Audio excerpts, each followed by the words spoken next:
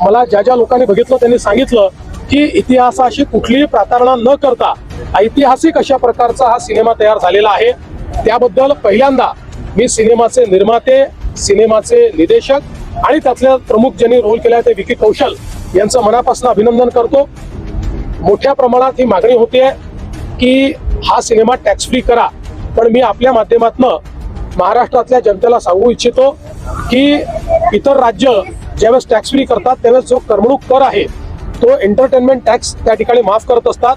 महाराष्ट्राने 2017 सालीच निर्णय घेतला आणि महाराष्ट्रामध्ये करमणूक कर हा आपण नेहमी करता रद्द केलेला आहे, त्यामुळे आपल्याकडे करमणूक कर नाही आणि म्हणून अशा प्रकारची माफी देण्याकरता तो करच आपल्याकडे नाही आहे। तथापि या चित्रपटाच्या प्रमोशन करता किंवा छत्रपती शंभूराजांचा इतिहास हा प्रत्येक व्यक्तीपर्यंत पोहोचण्याकरता आम्हाला अधिक काय चांगलं करता येईल याचा प्रयत्न आम्ही निश्चितपणे करू।